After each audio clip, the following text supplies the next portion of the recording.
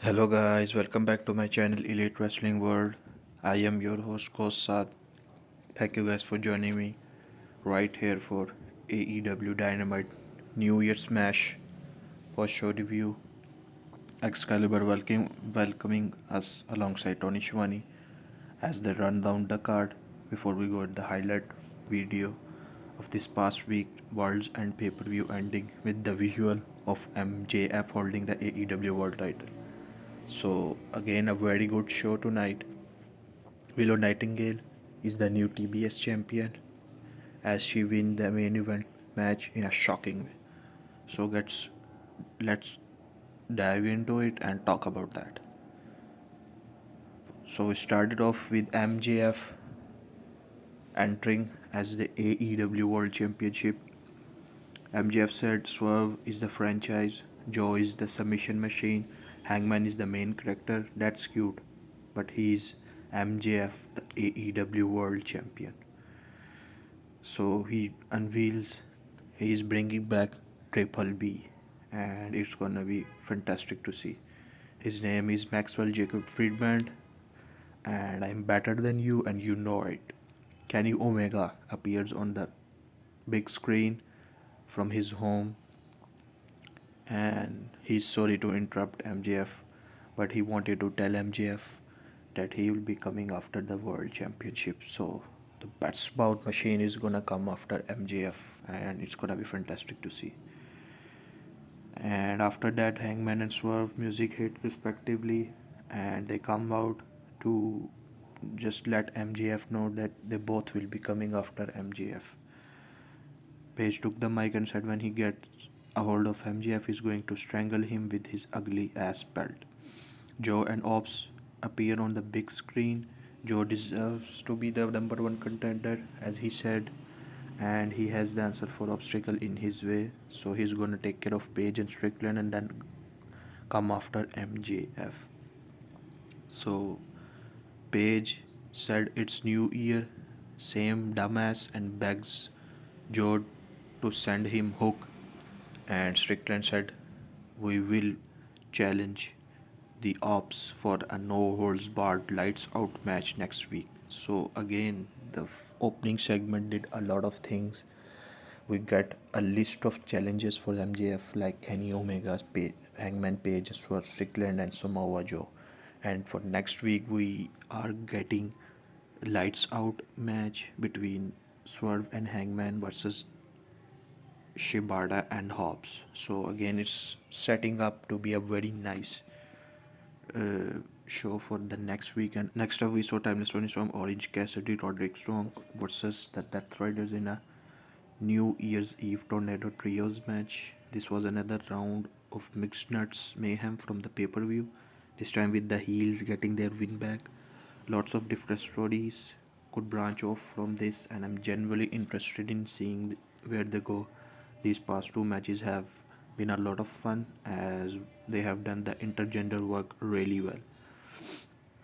We love to see Cassidy and Tony Storm collaborating once again. Also, we saw another uh, face off between husband and wife Roderick Strong and Marina Shafir. That was very fantastic, and they battled it out beautifully in the middle of the ring.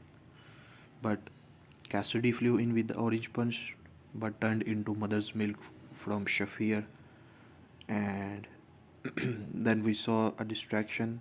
Wheeler Yuta got hang of Cassidy on the top rope, leading to a massive uppercut from Claudio to win for the Death Riders. So we saw Bandido versus the Beast Motors. Very good showcase for Bandido ahead of his world title match on Dynamite in a few weeks at Maximum Carnage. Mortos is always a great opponent to work with, and while he doesn't have any has many wins, he's most consistent, entertaining guys on the roster. So again, Bandido is setting up for his main world title match, and for the finish, we saw Mortos up into Axney and 21 Plex for the win. Next up, we saw a video package of Darby Allin talking about how he's going to hell with Gabe Kidd at World's End.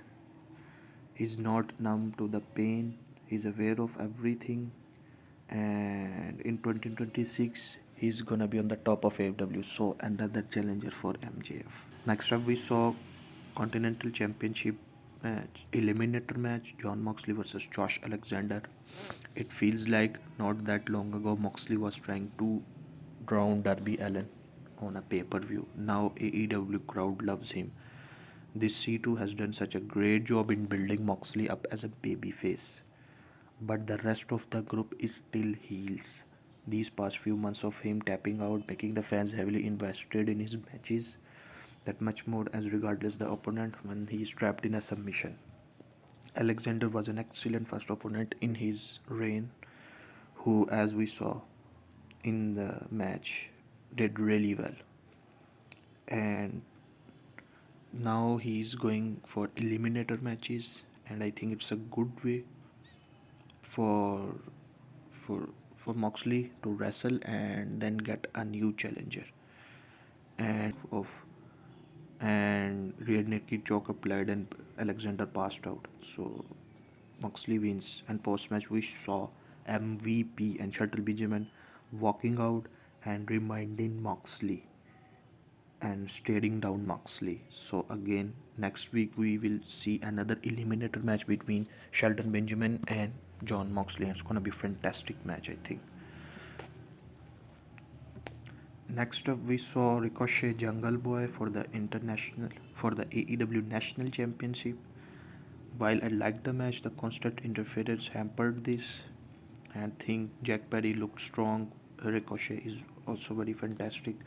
This felt like an angle to write him off, as Luchasaurus is basically dealing with a shoulder injury, so that's why they do an angle in this match to write him off.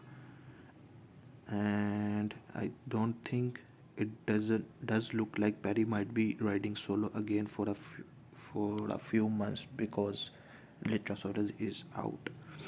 So Perry fought free. Ricochet flicked back out. 8 and driving Perry DDT for 2. Perry singled for the sacrifice knee. Ricochet took the ref, allowing Khan to trip up Perry, and Ricochet a chance to hit the spirit gun for the win. So again, Ricochet retains, and I think we need some challengers for Ricochet and AEW National Championship. I think maybe Kevin Knight is a good first pay-per-view challenger for it. Ricochet maybe at Revolution. Next up in the main event, we saw Mercedes Mone versus Willow Nightingale for the AEW TBS Championship. One hell of a match. These two ladies got a plenty of time. I thought this turned into a pay-per-view caliber main event. The downfall of Mercedes continues as the crowd went absolutely nuts when Mercedes loses the championship. And I think her downfall is now in full effect. I don't think they should have done the shock of TBS title losing and on a Dynamite. They could save it for Revolution, but I think they go for it and they done it. So it's interesting to see what's next for Mercedes. Nightingale carried Monet out of the corner into a press slam into the double down, series of lariats, and they go to the apron where Nightingale connected with a DDT right on the edge of the ring. That looks nasty. Monet hit 2 of the 3 amigos on the floor while referee Aubrey Edwards was counting. Monet tries Moneymaker, but it's smashed into the corner repeatedly. Nightingale tried a Doctor Bomb. Monet tried Moneymaker. Nightingale got a roll up for a close 2. Both ladies up. Monet with a jackknife pin. Willow rolled through, hit the Doctor Bomb, and get the win. So again, post match we saw purple confetti pours down. Harley Cameron runs out to celebrate. Orange Cassidy jet speed until we saw Grace Statlander comes out, and crowd chanted hug it out, and they eventually hugged it out. So again, a very nice ending, and we see Grace Statlander and Willow Nightingale both champions as we close out 2025. So again, very good show. Next show next week's show is also loaded up, so I think it's fantastic that we're starting 2026 on a high. This is the post show. Please guys, like and share this video, subscribe to my channel, and keep watching Elite Wrestling World. I will see you guys in the next video.